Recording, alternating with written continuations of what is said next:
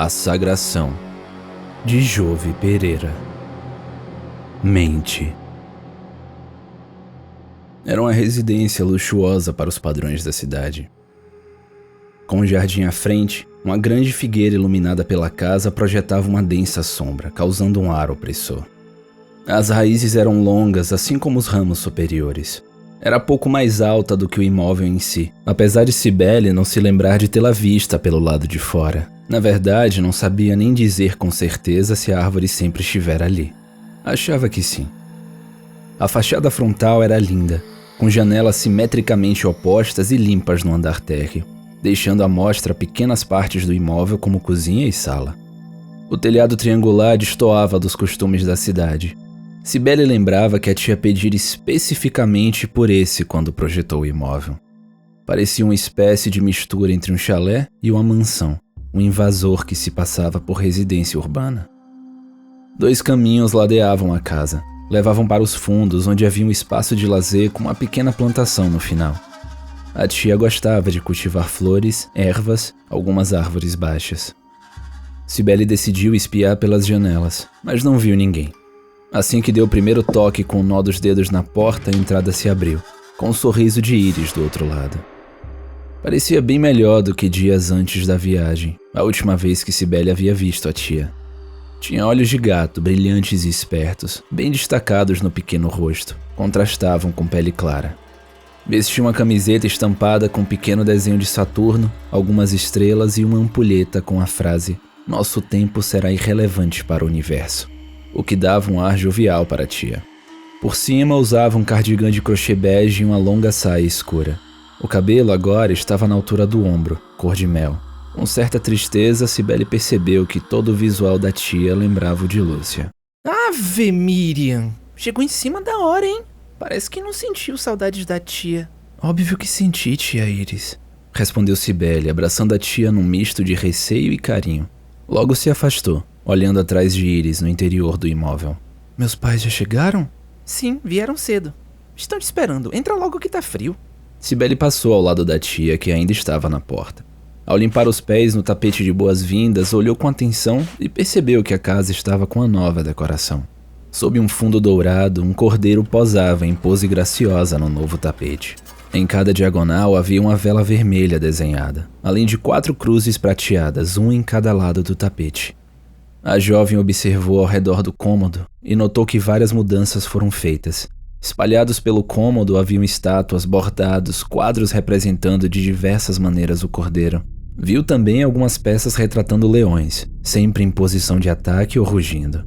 Apesar de figuras opostas, presa e predador, existia certa harmonia entre os animais. No canto da sala, 2 manequins vestidos em togas negras e estolas rubras observavam Cibele.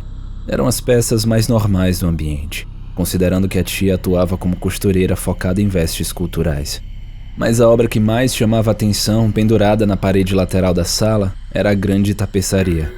Era sublime, não que o restante da decoração não fosse, mas a peça destoava daquela pequena galeria como se todas as outras obras fossem feitas por artistas famosos, enquanto a tapeçaria fora enviada por algum deus. Cibele não sabia descrever o que estava tecido, mas a entendia. Era abstrato ou até incompreensível para a mente e concreta demais para os sentidos, mas que passava emoções mais reais do que tudo naquele ambiente, quase como se o significado sobrepujasse a existência da obra em si. Linda, não é? Sua tia parou ao seu lado. Apesar disso, não olhava direto para a peça, apenas alisava algumas bordas e fios soltos. Comprei durante a viagem. Imagina o trabalho que foi para trazer isso aqui. Magnífica, Cibele respondeu entre suspiros. O que está estampado? Ora, Cibele, é claro. A tia respondeu, sorrindo. Pode-se dizer até que foi feita por encomenda, apesar do pedido ser de milênios atrás. Você e essas conversas? Cibele riu de volta, disfarçando. Não conseguia desviar os olhos da peça nem por um segundo. O tempo parou. A peça se comunicava com ela de todas as formas possíveis. Nunca havia se identificado tanto, harmonizado tão bem, reconhecido algo que não sabia conhecer. A tapeçaria se movia, tentando cercar a mente e abraçar a consciência de Cibele. Você sente, não é? Isso é diferente, é algo a mais. A arte tem o poder de se conectar com pessoas quebradas, mas nesse caso é você quem quebra a arte. Você é corpo, mente e espírito. O corpo é o que existe, a mente é o que pode existir e o espírito é o que dá vida e persona. A mente rege o corpo guarda o espírito e o espírito personifica a mente. Qual você acha que está nessa tapeçaria, Cibele? A fala de Iris era como um guia para Cibele, a levando por uma viagem superficial nas frestas daquela obra. No fundo, sabia que ainda não era a hora. Murmurou Cibele. Em um clique, Cibele foi resgatada da epifania pelo peso da mão de Iris em seu ombro. Ainda encarava a obra, mas já não sintonizava com ela. Enfim, vamos? Logo a comida esfria. Ninguém gosta de comida gelada. Iris riu. O toque era gentil, mas firme, quase mandatório. Cibele nem cogitou não seguir, não houve escolha ou livre-arbítrio, somente o destino e o que deveria ser feito. Cibele notava estranheza nos arredores, pequenas falhas como se o espaço não tivesse completamente gerado. Não conseguia gravar detalhes dos corredores ou os móveis pelos quais passava, mas, àquele ponto, a estranheza não incomodava tanto. Devagar, deixou que a tia a conduzisse até a área externa. Por um segundo, a imagem do sorveteiro cruzou pelos pensamentos como uma estrela cadente. Um rápido lampejo. Um detalhe antes esquecido que aos poucos ganha forma. O conhecia de algum lugar. Assim que atravessou para a área de lazer, o misto de aromas do local sobrepôs seus pensamentos. O cheiro vinha direto da mesa com um dos banquetes mais diversos que ela já vira. Havia comida para pelo menos 10 pessoas, com receitas das mais variadas. Não identificou a maioria, mas reconheceu alguns pratos que tia Lúcia costumava fazer. Culinária vegana da mais alta qualidade. Em cada canto, uma espécie de cornucópia decorava a mesa, farta de frutas vermelhas e roxas. Uma toalha branca forrava a madeira e deixava tudo ainda mais luxuoso, com uma coroa bordada ao centro e nas bordas caídas, leões ligados por correntes de flores costuradas com maestria. Cibele continuou passeando pelo local com os olhos. Tudo ali era como lembrava. O pequeno pomar ao fundo, a churrasqueira pouco utilizada, a rede que Cibele tanto brincou quando pequena. Aos poucos o sorriso desapareceu, ao encarar a figura que lá descansava. Mesmo para quem estava em casa, Renata estava bem desarrumada. Vestia um pijama desbotado composto de uma calça de moletom cinza e uma camisa velha de alguma banda que ninguém conhecia, além dela e de Cibele. O cabelo rebelde estava amarrado num coque às pressas. Renata olhou para a visitante, mas em vez da constante aura que esbanjava superioridade e autoestima, parecia surpresa e preocupada, com a pele pálida e profundas olheiras abaixo dos olhos. Seu semblante traía seu desespero. Mexeu os lábios numa tentativa de dizer o que está fazendo aqui, mas Cibele a ignorou, ainda que a feição de Renata estivesse fora do usual. Dividida entre preocupação e mágoa pela ausência no encontro, foi tragada pela segunda. De canto de olho, viu Renata virar de costas para o banquete e se fechar no próprio mundo. A agonia perfurou o coração de Cibele. Ela não sabia o que havia feito para Renata agir assim. Era uma paranoia antiga. Desde que começaram a flertar, o relacionamento das duas ficara cada vez mais complexo. Cibele não sabia exatamente o que eram e o que poderia esperar de Renata. Temia se machucar por isso, mas a atração fazia com que ignorasse os próprios limites e cedesse ao amor. No início, questões como seus pais não saberem, ou também flertar com outras pessoas não incomodavam Cibele. Maia desconfiava das jovens, mas não falava sobre isso por medo da reação do marido. Diversas noites foram necessárias para que Isaac aceitasse ter o mínimo de respeito para com o gênero de Cibele. Então falar sobre sexualidade talvez iniciasse uma guerra que Cibele não achava valer a pena, não naquele momento, para o próprio bem. Já Renata era diferente. Extremamente próxima de suas mães, nunca teve que guardar segredos de coisas assim. Queria Cibele só para ela, mesmo que também ficasse com outras pessoas. Após a perda de Lúcia, Iris e a filha se uniram ainda mais. Apesar dos conflitos, Renata e Cibele eram abertas sobre sentimentos e expectativas. Então vê-la daquele jeito parecia errado. E meus pais, tia? Onde eles estão? Cibele se sentou numa poltrona no outro lado da área, próxima da mesa de sinuca e da churrasqueira, de frente para o restante do espaço de lazer. Tentava apagar as costas de Renata da visão periférica, mas a presença incômoda continuava à direita de Cibele. Estão no banho. Eles me ajudaram a arrumar tudo, pendurar os quadros pela casa e coisas do tipo, e acabaram sujos. Renata foi na sua casa buscar roupas limpas pra eles. Cibele observou Renata por alguns instantes e logo voltou a olhar para a tia. Que milagre. Meu pai não costuma ajudar nessas tarefas. Só a senhora mesmo, viu? O Isaac ainda resistiu, mas quem convenceu ele foi Maia. Ele sofreu um pouco para trocar a lâmpada queimada e assar os vegetais, mas não culpo ele. E, impressionantemente, ele não protestou sobre a ausência de carne. Seu pai não é tão bom de churrasco, ele morria de raiva quando a Lu... Iris travou em choque por quase mencionar alguém proibido. Por segundos, Cibele observou o olhar da tia voltar a refletir o estado que se encontrava antes da viagem. Algo que ficou marcado na mente de todos.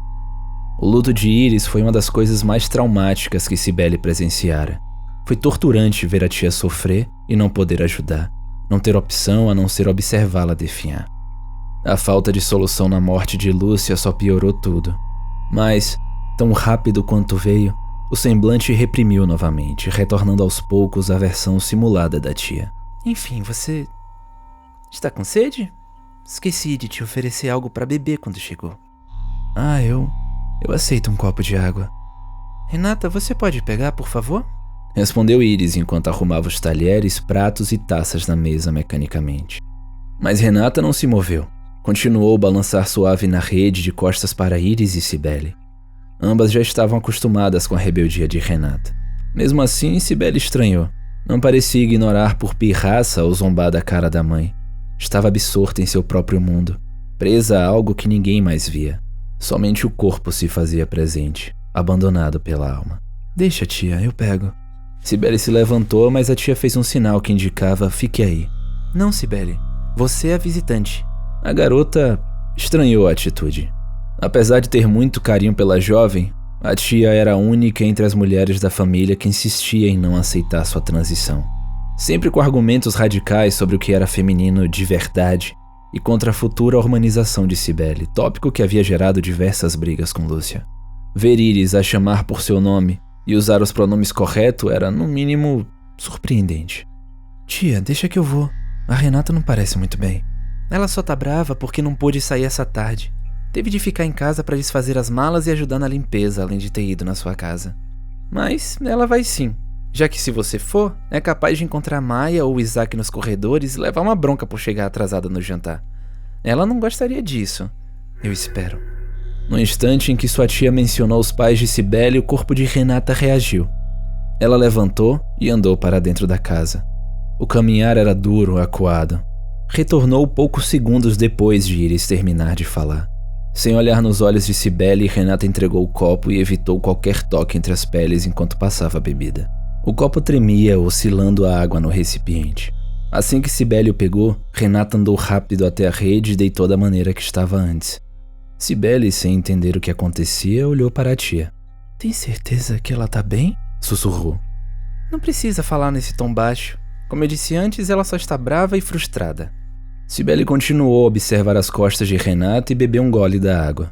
O silêncio tomou o ambiente. Cada uma das mulheres envoltas nos próprios pensamentos. A falta de música enlouquecia Cibele. Enquanto forçava o restante da água, tentava conter a ansiedade, mas em vão. Torcia para a tia não perceber que o líquido ainda dançava.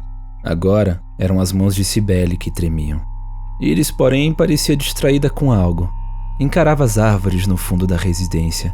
Olhando melhor, Cibele notou que, na verdade, a tia observava algo além das plantas, além de tudo ali, divagando. Licença, tia, vou ao banheiro. Eu já volto, ok? Cibele levantou devagar, tentando não parecer suspeita. A tia continuou imersa em pensamentos. Sem chamar atenção, Cibele caminhou até a casa. Precisava achar seus pais e rápido. Assim que entrou no imóvel, correu em direção ao andar superior. A Sagração, de Jove Pereira. Mente.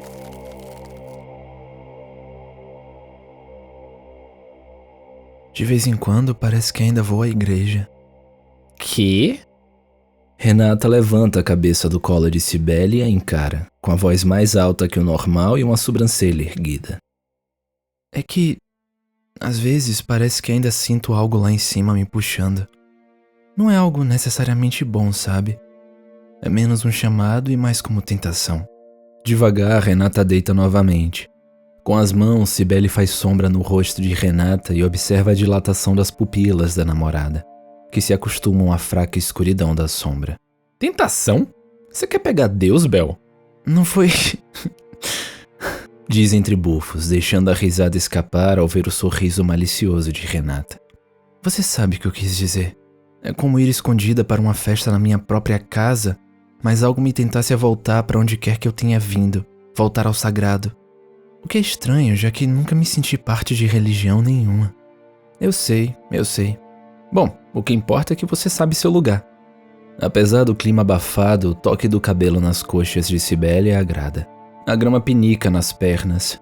Algumas formigas caminham pelo local. A natureza segue seu curso, alheia ao que chamam de vida. Devagar como as nuvens que surgiam no horizonte, as hordas de estudantes começam a esvanecer. De grupos em grupos se preparam para o fim do intervalo. E você, Rê? No que você acredita? Renata para por alguns instantes, abre os olhos e encara Cibele. Puxou a feição de Lúcia, com bochechas grandes e nariz arrebitado. Mas os olhos não eram claros como os da tia. Cibele amava encarar aquele profundo castanho, quase chegando ao preto. Momento nerd. Você já ouviu falar em teologia negativa? Não faço ideia do que seja, mas o nome é chique. Cibele pega uma de suas tranças e enrola em um dos dedos. Bom, é uma corrente religiosa que parece complicada, mas não é. Eu acho. Renata responde, mudando o tom para o de uma narradora de podcast. Enfim, é quase negar aquela parte da Bíblia de a gente ser feito na imagem e semelhança de algum Deus. Atribuir qualquer característica ou tentar compreender Deus já tira ele desse patamar, entende? Não faz sentido tentar racionalizar algo tão grande. Dizer que ele é justo, que é onipresente, ou até que atende a rezas é limitar e personificar essa ideia de Deus, nem que um pouquinho. E se foi personificado, não é Deus. Para ser Deus, tem que estar acima disso tudo. Algo que a gente não consegue nem imaginar ou entender. Bom, é nisso que eu acredito, eu acho. Uau, você fala tanta besteira que esqueço esse lado seu. E entendi o que você disse. Só não sei se concordo. Tem um filme que... É óbvio que tem um filme. Renata ri, apertando os olhos enquanto encara a Cibele. Não conta. Vamos assistir juntas mais tarde, que tal? Ri, só assistir, ok? O rosto de Cibele esquenta aos poucos. Nunca passavam da metade de qualquer filme, perdidas na companhia uma da outra. Desde que começaram o relacionamento, esse desvio sempre acabava em beijos e outras intimidades. Certo, prometo que dessa vez vou assistir. Só não prometo que não vou te provocar pelo menos um pouco. No final, você também não foca muito no filme, né? Cibele tenta responder, mas o arrepio ao sentir Renata beijar uma de suas coxas a cala. Em reflexo, recolhe as duas pernas. Você não tem jeito, meu Deus. É o meu charme. Renata sorri de canto, sentando ao lado de Cibele. As garotas continuam olhando o céu. Alguns alunos transitam pelo gramado, outros acordam do cochilo vespertino e seguem a multidão para o interior da escola. Eu posso dizer algo um pouco pessoal demais? Cibele pergunta sem olhar para Renata. Sempre. De vez em quando eu tenho saudades do gelinho. É bizarro sentir algo por um ser que você nem conheceu. Renata se apoia nos braços atrás do corpo. A demora levanta as sobrancelhas de Cibele, ansiando pela resposta. Não acho que tenha regras para luto. Se você ama, mesmo que seja só uma ideia do que aquilo foi em vida, você vai sentir falta. E, pelo menos para mim, luto vai muito além disso. Eu não digo que fiquei em luto pela mamãe justamente por ter visto o estado que a mãe Iris está. Óbvio que eu também passei por uma fase difícil, mas acho que lidei melhor com tudo. A morte é parte da vida, não é? Eu queria que não fosse, disse Cibele num tom ainda mais baixo. Mas qual é a graça de viver para sempre? Todo mundo tem que ir uma hora, Bel. É o que faz as coisas terem valor. Por quê? Isso até faz sentido para quem gosta de... Não sei como explicar. Existir é um jogo em que cada um pode escolher algumas regras, mas que todo mundo é obrigado a participar dele. E tem algumas regras em comum, tipo um dia parar de jogar. Pessoas morrem, pedras desintegram, estrelas explodem, sei lá. Mas eu não queria nem estar jogando. Queria ser só alguém que assiste o jogo, que admira de longe. Não gosto de participar disso tudo. Eu não faço ideia do que você quis dizer, Bel, mas acho que você devia fazer uma música sobre isso. Vem cá, nana no meu colo. Renata passa o braço pelos ombros de Cibele e sorri. Em resposta, Cibele aninha no corpo da amada, tragando o doce perfume exalado junto ao cheiro de chuva que surgia junto às nuvens escuras. Não sei se tem alguma coisa de errado comigo ou se eu só penso demais, Rê. Só não consigo me livrar de algo que eu nem sei o que é. Um pouco dos dois, eu acho. Pra mim, esse é o seu charme. Uma garoa fina começa a cair, tocando de leve a pele de Cibele, numa confirmação de que existia, de que era fadada a sentir e viver até que a vida decidisse o contrário. E como a tia está? As palavras saem numa cadência estranha da boca de Cibele. Indo, eu acho. Só não sei pra onde. De coração, eu nunca vi alguém tão mal na minha vida. Mas ela me disse que precisa de espaço, então respeito isso e ajudo como posso. É difícil, Bel. Eu imagino. Cibele responde. Pensa em completar com alguma promessa de visita, mas recua. Melhor não se comprometer sabendo que não irá cumprir. Ela vai ficar bem. Ela é bem mais forte do que parece. Completa Renata. Apesar do tom confiante, os olhos a desmentem. O som dos alunos volta a ocupar o ar, camuflando o desconforto de Cibele. Queria tirar toda a dor de Renata e pegar para si, mesmo sabendo que isso machucaria sua amada. A chuva fina segue a salpicar as amantes em toques agradáveis e refrescantes. O céu, aos poucos, se fecha ainda mais. Qual sua memória favorita da sua mãe, Rê? Questionou. Renata parece pensar por quase um minuto.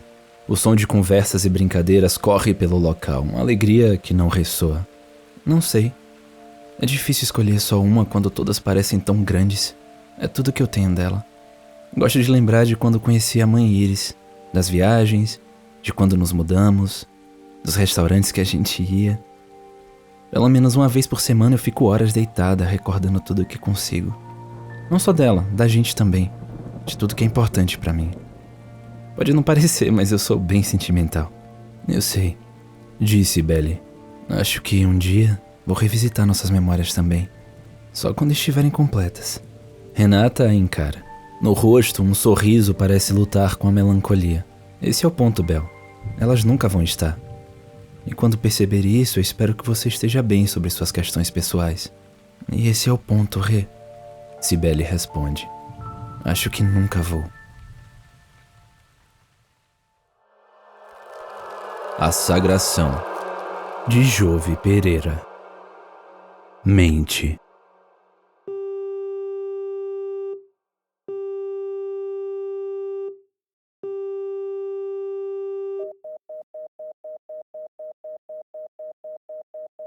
Após não ser atendida ou escutar toques por perto, Cibele desistiu do telefone. Com o coração apertado, resolveu procurar os pais pelo interior da residência. Os corredores pareciam longos e torcidos, um pesadelo em forma de arquitetura que causava náuseas. Conforme avançava, Cibele abria as portas e dava uma rápida olhada nos cômodos, sem adentrar nenhum de fato. Não sabia quanto tempo tinha, até que a tia resolvesse buscá-la. Passou pelo quarto de Renata, com uma cama de casal antiga, um violão largado num canto e alguns pôsteres desgastados de filmes de terror nas paredes. Tinha a personalidade da dona. O cheiro abafado incomodou Cibele, um misto de poeira e velharia com tons de mofo. Sabia que Renata e Iris haviam retornado da viagem há pouco tempo, mas era estranho considerar que Renata não havia pisado no próprio quarto desde então. Cibele continuou a procura, sem sucesso. Chegou na área frontal do andar superior, em frente às janelas. Do lado de fora, a grande figueira reluzia, e em seu topo havia uma pequena casa da árvore. Novamente, a realidade vacilava para Cibele. Nunca pisara naquele casebre. Pior, nem se lembrava da existência dele, seja quando chegou ou em qualquer momento do passado. Ao mesmo tempo, tinha vagas recordações no interior local. Memórias ligadas a sons e cheiros que formavam um relance do ambiente, mas sem imagens nítidas. Um choque percorreu pela espinha ao mesmo tempo que seu coração acelerou. Cibele reparou que uma pequena luz vazava pelos vãos das paredes e do chão de madeira da casinha. Feixes luminosos pontilhando a árvore. Deu meia volta e desceu as escadas, tentando achar o equilíbrio entre velocidade e silêncio. Abriu a porta da frente com cautela e caminhou pelo jardim, parando em frente à árvore. Uma escada de corda pendia de um galho grosso, convidativa. Cibele hesitou. Tudo o que queria era se acalmar com alguma música, mas não poderia arriscar ficar sem bateria. Não confiava na tia para pedir algum carregador ou qualquer outro pedido de ajuda quando ela era a maior ameaça. Cantarolou a fim de voltar, do Tim Maia, mentalmente, uma música que a mãe costumava ouvir durante a infância de Cibele, antes de se converter. Cibele agarrou firme e escalou o primeiro degrau. Com dificuldade, buscou equilíbrio e subiu outro. O corpo gritava ao se içar para o interior da casa da árvore. Após descansar e recuperar o fôlego, levantou e com receio adentrou o local. Apesar dos músculos já estarem recuperados, as pernas ainda tremiam. A primeira coisa que reparou foi estar mais que sozinha. O cômodo era isolado do tempo e do espaço, enevoado pelo silêncio do ambiente como um cemitério. O local era pequeno, poderia ser cruzado de ponta a ponta em menos de 4 passos. No final da pequena casa, à direita, havia um pequeno banco de madeira escura e uma mesa do mesmo material. Do lado dos móveis e de frente para Cibele, um armário e um baú, ambos com cadeados entreabertos. O armário chegava na cintura de Cibele e o baú quase alcançava seus joelhos. Cibele foi até as mobílias e agachou. Com a mão trêmula, decidiu rapidamente qual abriria primeiro e, por fim, escolheu a tampa do baú. Abandonados no fundo do baú estavam uma caixa de fósforo e algumas rosas murchas. Cibele mexeu nos objetos e procurou um fundo falso, mas não encontrou mais nada. Desistiu e fechou a tampa. No armário, alguns potes de conservas caseiras com frutas estavam armazenados. A garota procurou por todos os cantos sem sucesso. Achou melhor procurar por pistas em outro lugar. A parede esquerda era ocupada por uma estante dividida em 3 colunas. 2 eram preenchidas completamente por livros de história, astronomia, ficção. A terceira coluna era mais peculiar. Nas 3 fileiras inferiores havia pilhas de papéis empoeirados. Na do meio, uma pequena caderneta de capa marrom jazia ao fundo. As 3 superiores estavam vazias e uma pequena cobra de madeira enfeitava o topo da estante. Cibele pegou as folhas e a caderneta. Algo naqueles objetos a puxava. Caminhou até a mesa e sentou no banco, que protestou com um antigo rangido. Com pressa, leu os documentos. Nas folhas não conseguiu compreender muitas informações, a maior parte em outras línguas. Havia menções a cordeiros e leões, além do nome Gianni. Algumas constelações estavam desenhadas em páginas inteiras. Cibele pegou o celular para tirar foto das folhas e pesquisar quando tivesse tempo, mas o aparelho estava desligado, sem bateria. Enterrou-o no bolso junto à frustração. Em seguida, pegou a pequena caderneta. Não era muito grossa, lembrava a espécie de bíblia que Maia carregava consigo. A capa de couro era desbotada e uma fita vermelha fechava o objeto. Cibele desamarrou a fita que a selava. Com receio, abriu e começou a ler.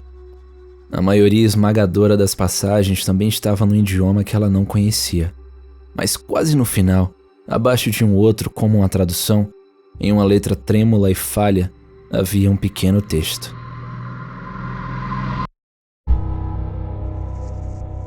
Ela é Aleph. Ela reina sob o distorcido. Levá-la ao abstractorium. Gianni perdeu na ilha. Cibele insiste em voltar. A Aleph precisa nascer. A noite da ignição. Alma, mente e corpo. Cibele, Hugo e... Cibele deixou a caderneta cair com um susto. A menção de seu nome só poderia ser coincidência. Não conhecia nenhum Hugo, o que confirmava a teoria. Não fazia ideia do que significava a maior parte dos termos, mas tinha a impressão de que conhecia o nome Gianni de algum lugar. Sentia uma dor forte, uma coceira leve no fundo de sua consciência, como se esquecesse algo que precisava a todo custo lembrar.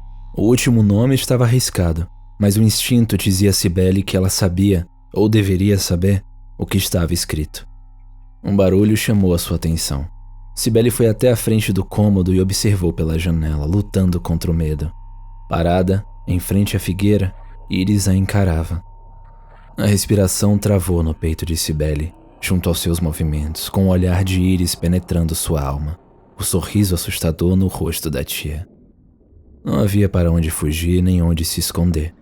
estava presa. Iris caminhou até a base da árvore e saiu do campo de visão de Cibele. O coração da garota acelerava cada vez mais, o medo e a paranoia crescendo numa reação em cadeia sentimental. Decidiu que, mesmo que em vão, gritaria por Renata. Talvez alguém da vizinhança escutasse, talvez Renata a salvasse. Assim que puxou o ar, se deteve. A tia reapareceu, ainda em frente à árvore, com um andar monótono e o olhar alto, contemplando o céu, quase como se estivesse em paz. Nas mãos portava a Bíblia de seu culto. Devagar, virou a cabeça em direção à cabana e sorriu de canto, pendendo a cabeça para o lado oposto. Deu uma última olhada para Cibele e, paciente, caminhou de volta à residência. A Sagração, de Jove Pereira.